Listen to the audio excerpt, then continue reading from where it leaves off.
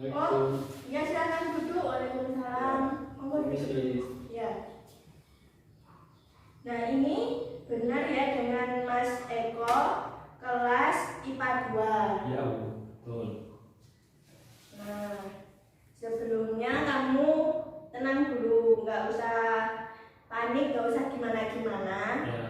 Tujuan saya manggil juga pastikan ada tujuan. Ya. Nah, di sini kamu nikmati dulu suasana ruang BK ini biar kamu tidak tegang. Jadi kamu bisa lebih tahu tentang BK, kamu juga lebih terbuka dengan BK. Bukan berarti orang yang masuk ke ruang BK itu selalu bermasalah, itulah intinya. Iya, terus saya kok bisa dipanggil ke sini tuh mungkin ada suatu hal apa ya, bisa mungkin mengalami kesalahan suatu apa? Ya, kalau permasalahan itu tenang dulu, jangan terlalu tegang. Takutnya nanti kalau kamu tegang, terus saya mengadakan proses konseling, kamu nggak nyaman. Nah, ini kan di sini ada minum, kamu bisa minum dulu, nikmati dulu. Oh, kayak gini ruang BK, kayak gini itu kamu bisa nikmati dulu. Silahkan minum dulu kalau kamu merasa. Ya.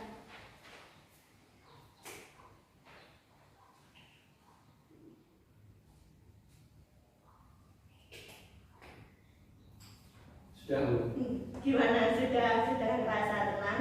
Ya masih sedikit agak grogi. Nah gini ya, saya jelaskan dulu terkait tentang bimbingan konseling itu sendiri. Bimbingan konseling itu memang hakikatnya pemberian bantuan dari seorang konselor atau guru BK seperti saya kepada orang yang membutuhkan bantuan atau yang disebut konseli seperti Mas Ekos yang sekarang ini loh. Jadi kalau ada permasalahan itu guru BK atau konselor itu yang membantu untuk mendapatkan perubahan yang lebih baik. Nah, dalam konseling itu sendiri juga ada beberapa azas. Salah satunya yang akan kita gunakan kali ini adalah azas kerahasiaan, di mana ketika Mas Eko mulai menceritakan masalahnya, ketika Mas Eko mengalami suatu permasalahan, terus Mas Eko ingin menceritakan ke saya, itu saya wajib menjaga privasi itu yang namanya azas kerahasiaan. Jadi ketika Mas Eko sudah mampu percaya kepada saya, sudah menceritakan masalah, dan saya sebagai konselor harus profesional untuk menjalankan azas tersebut dengan menjaga tidak membocorkan ke siapapun. Nah, itu adalah salah satu azas yang kita akan terapkan kali ini agar Mas Eko juga merasa nyaman ketika saya menanya-nanya, ingin tahu tentang Mas Eko. Jadi nggak perlu takut kalau aku nanti kalau cerita sampai kemana-mana, sampai ke orang tua, sampai ke teman dan sebagainya. Itu tidak perlu khawatir seperti itu karena kewajiban konselor yang profesional harus menjaga itu. Jadi ketika Mas Eko sudah memberikan keyakinan, kepercayaan kepada saya untuk mau menceritakan, ya kewajiban saya harus bisa menjaga. Seperti itu. Kalau sampai terjadi kebocoran tentang masalah Mas Eko, itu berarti saya yang nanggung. Berarti saya termasuk konselor yang tidak profesional seperti itu. Nah, sampai sini ada yang perlu ditanyakan atau ada yang belum paham tentang konselor atau tentang bimbingan konseling sendiri? Ya, jadi gini Bu, sebenarnya itu Kak, saya ini masih kayak groginya itu masih karena kan saya kenapa kok bisa dipanggil di sini gitu. Terus saya kan dari Bu konselor kan juga katanya kalau konseling itu pemberian bantuan dari perilaku sebelumnya ke perilaku yang sebenarnya. Apa sebetulnya perilaku saya itu memang kurang benar atau sehingga saya dipanggil ke sini atau bagaimana? Nah, ini ya, kita langsung menurut saya pembukaan tentang pemberian tahu tentang konselor atau tentang bimbingan konseling sudah dapat penjenengan pahami. Nah, sekarang intinya Mas Eko dipanggil ke sini memang benar yang ditanyakan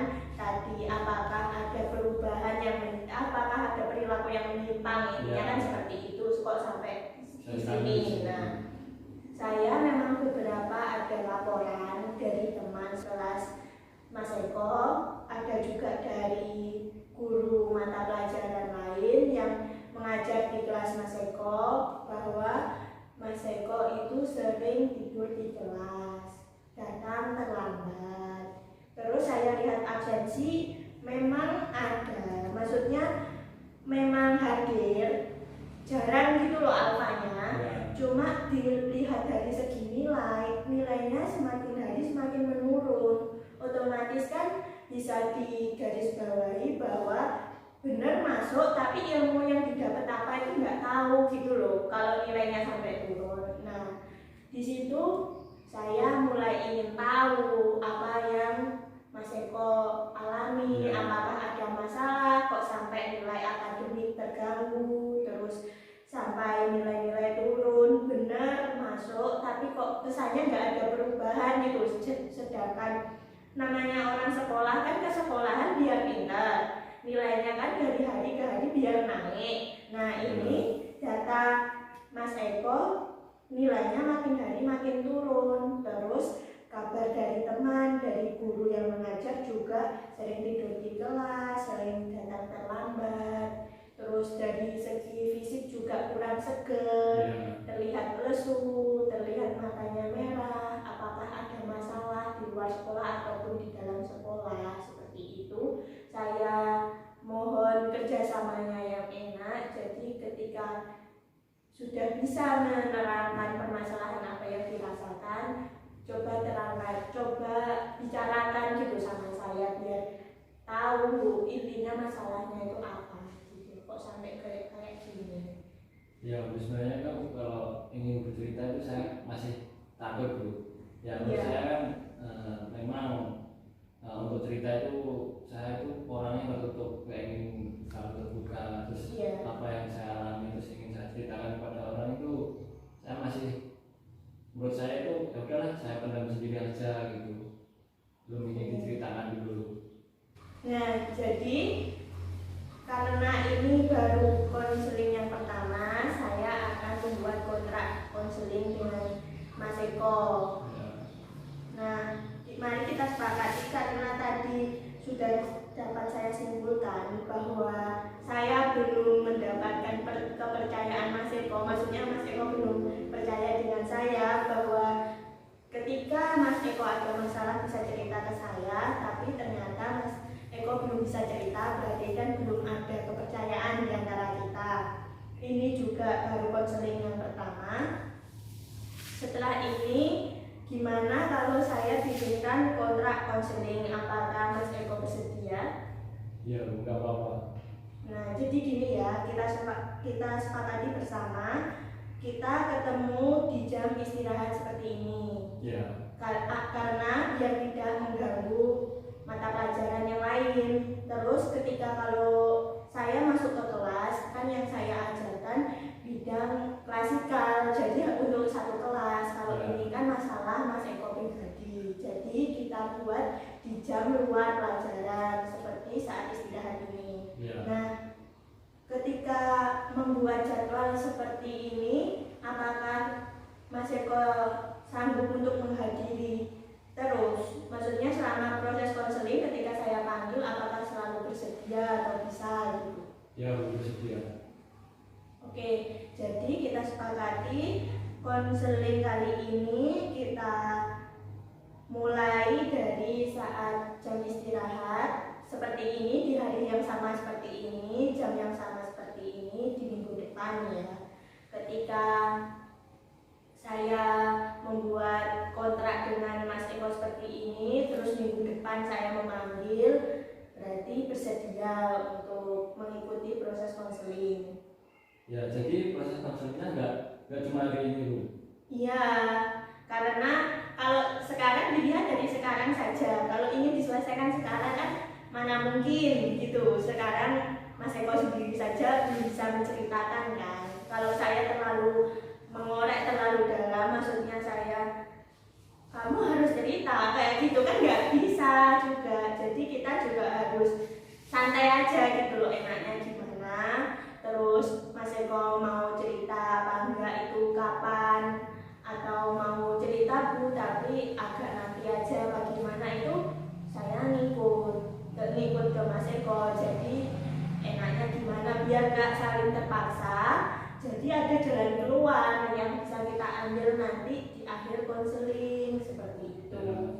Saya tuh justru agak grogi lagi Bu, karena menurut saya ini konseling pertama terus diajak lagi konseling kedua selanjutnya gitu, terus menurut saya Kak gimana, takut gitu.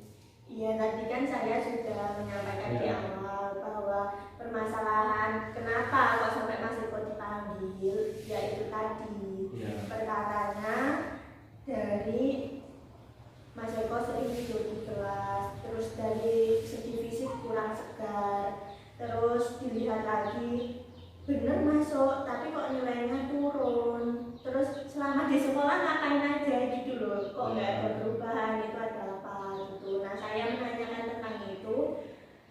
Kalau memang bersedia mau cerita saat ini, cerita saja nggak apa-apa. Nanti kalau belum ketemu jalan keluarnya, kita buat pertemuan selanjutnya seperti yang sudah saya kontrakkan seperti tadi, kita ketemu di setiap jam pelajaran di hari yang sama seperti ini, di jam yang sama seperti itu. Bagaimana, apa sudah mau bercerita atau ada gambaran? Sepertinya saya memang butuh bantuan atau gimana?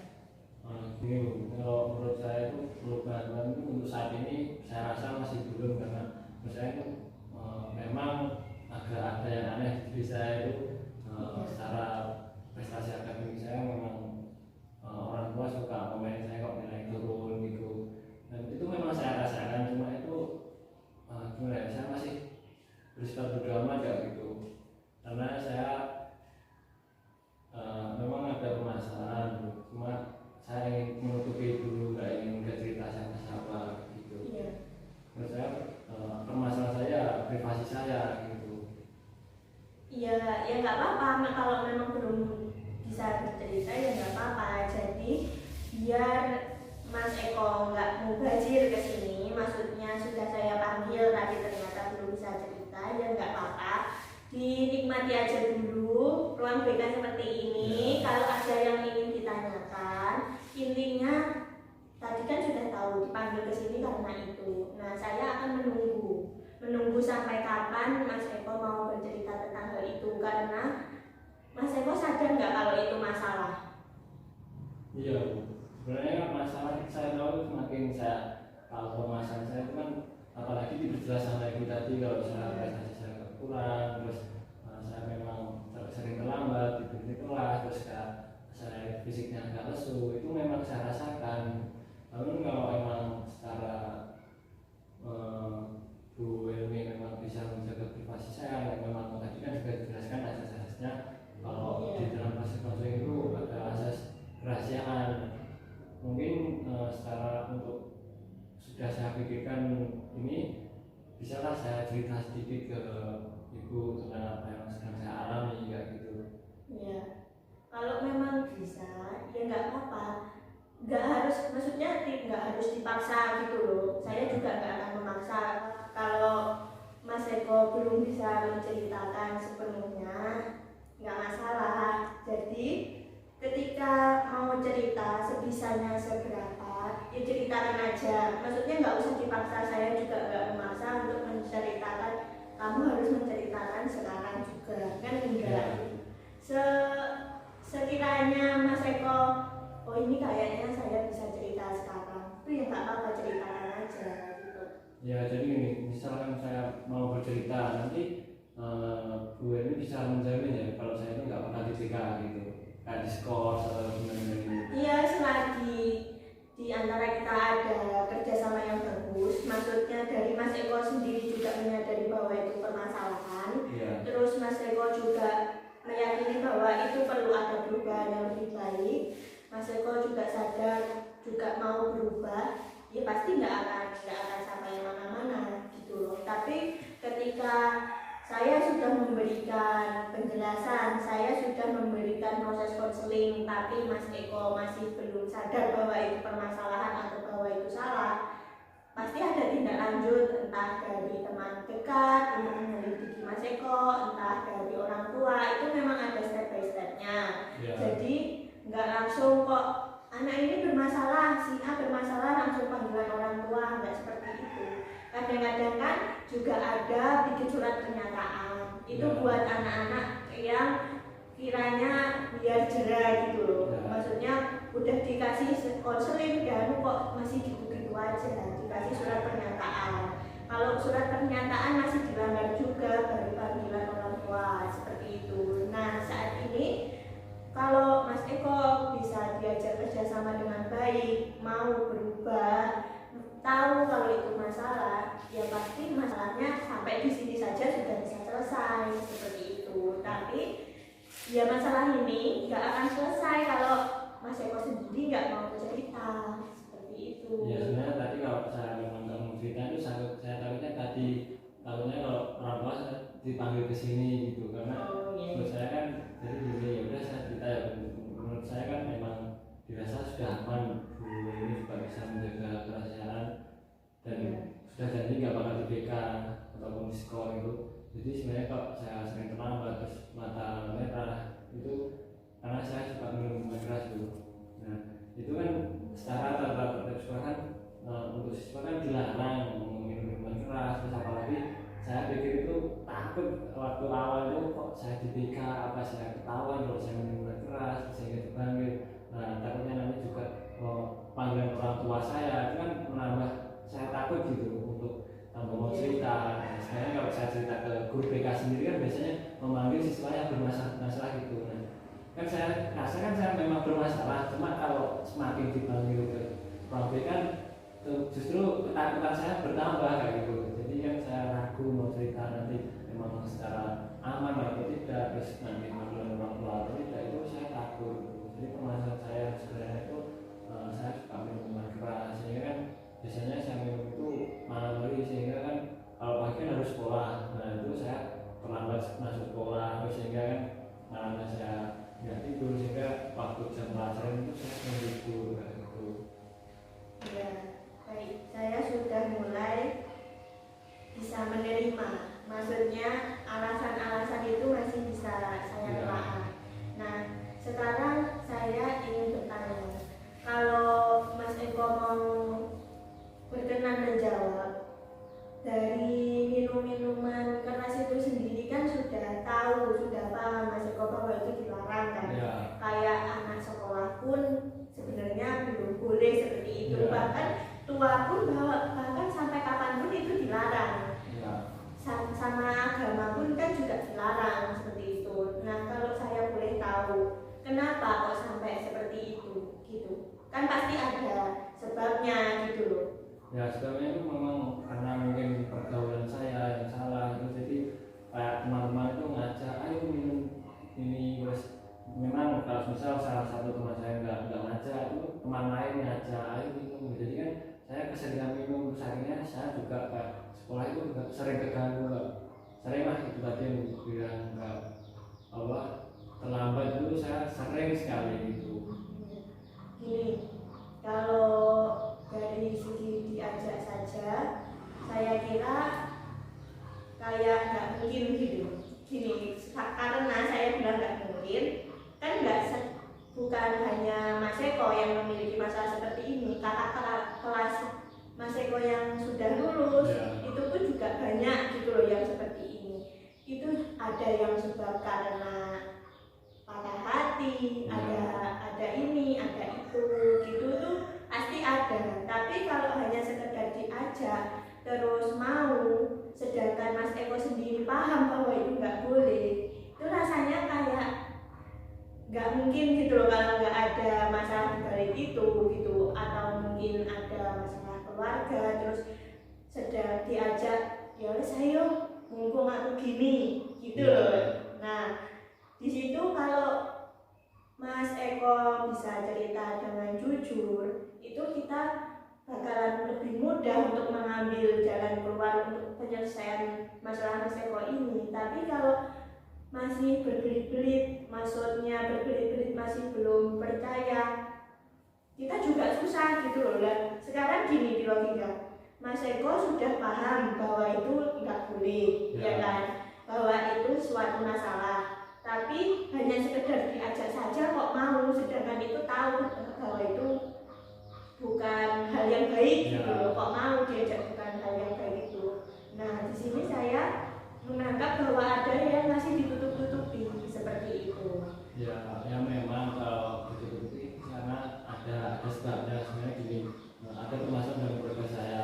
Jadi bapak saya bapak saya itu mengajari saya untuk jangan minum minuman keras, jangan mengajarinya secara keras kepada saya dan juga ibu saya. Namun dalam suatu hari itu saya pernah melihat kalau bapak saya suka minum minuman keras juga.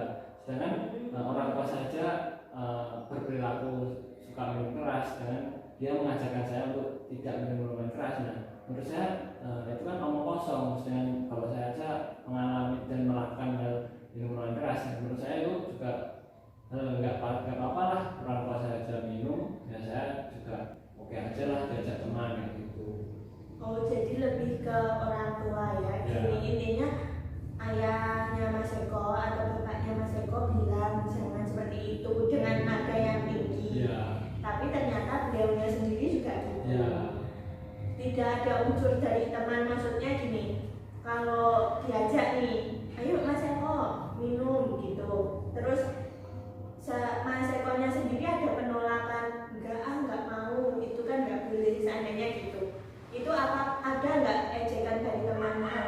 Kamu tuh cowok apa enggak? Gitu enggak? Ya itu sering gitu Kak. Karena kan sebelumnya kan sudah sering ngurus, saya ingin menolak itu Kak. Saya diejek, kok nggak berani kayak gini, terus dipermasalahkan, terus gak usah koncoan kayak gitu. Terus menurut saya ya udahlah, juga memang saya sudah kecanduan kalau nggak minum minuman keras itu Kak. Pusingnya itu gimana pelampiasannya, ya sudah saya ikut aja minum minuman keras sama teman-teman gitu. Jadi gini ya intinya, Mas Eko sudah dilarang orang tua, cuma orang tua nggak bisa mencerminkan kayak ngasih masukannya itu nggak benar, gitu, kurang halus lah, dengan nada yang kasar. Di situ Mas Eko udah ada niatan untuk oke, aku nurut, tapi ternyata di waktu yang lain melihat orang tua seperti itu, akhirnya ikut minum. Nah, sekali dua kali ikut minum karena kesal dengan orang tua yang tidak bisa memberi cerminan yang bagus tadi. Setelah ingin berhenti, ada ejekan dari teman. Sehingga saya tertarik lagi untuk minum minuman keras gitu. Oke, baik. Sampai di sini saya mulai tahu apa yang Mas Eko rasakan, permasalahannya apa. Saya mulai tahu. Nanti kita jadwalkan lagi untuk proses perubahan yang lebih baik, kita jadwalkan di minggu depan saja. Jadi biar saya lebih tahu apakah benar-benar hanya itu unsurnya, atau ada permasalahan hati, atau ada permasalahan rumah, atau apa. Jadi bisa lebih gamblang. Kita lakukan saja proses konseling selanjutnya, nanti kita jadwalkan seperti itu ya. Ya, mungkin menurut saya juga ini waktu yang tepat untuk tadi konseling itu proses pemberian bantuan dari perilaku yang buruk sehingga menjadi perilaku yang baik. Nah, ini menurut saya waktu yang tepat. Nah, mumpung ada Bu Helmi yang bisa membimbing saya untuk merubah perilaku saya sering minum minuman keras sehingga menjadi tidak lagi menjadi suka minum minuman keras itu. Iya ya. Sekarang saya juga gini, kan Mas Eko sudah sadar itu salah kan? Nah, di sini kita juga berkomitmen bersama bahwa akan ada perubahan yang lebih baik dari sebelumnya. Jadi dari segi BK sendiri kan tidak hanya memberikan bantuan untuk orang-orang yang bermasalah.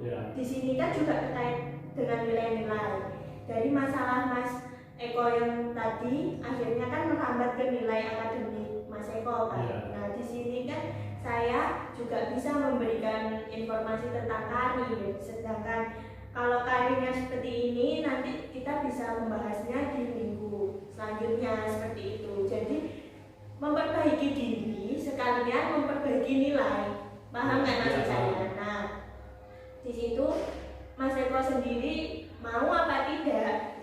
Di sini saya ibaratnya menggebu-gebu mau bantu, ayo sini tak bantu biar kamu jadi anak yang benar terus nilainya bagus. Tapi dari Mas Eko sendiri kan, ngapain? Aku gini enak. Nanti seperti itu. Nah, di sini kita buat komitmen mau apa enggak jadi anak yang lebih baik, terus nilainya juga bagus seperti itu. Kalau saya rasa itu saya mau kalau setelah saya tahu proses konseling kali ini kok ternyata ini yang bisa membantu saya dan juga saya inilah lagi proses konseling untuk selanjutnya gitu. Karena memang saya sebenarnya ada arahan bimbingan dari orang tua, namun bimbingan orang tua saya seperti itu beda dengan proses konseling kali ini, itu bisa memberi wawasan pemahaman kepada saya sehingga itu termotivasi untuk mengubah perilaku saya yang tadinya suka minum keras tadi. Ya, baik. Karena ini jam istirahat juga hampir selesai. Ya. Mas Eko juga harus masuk ke kelas selanjutnya.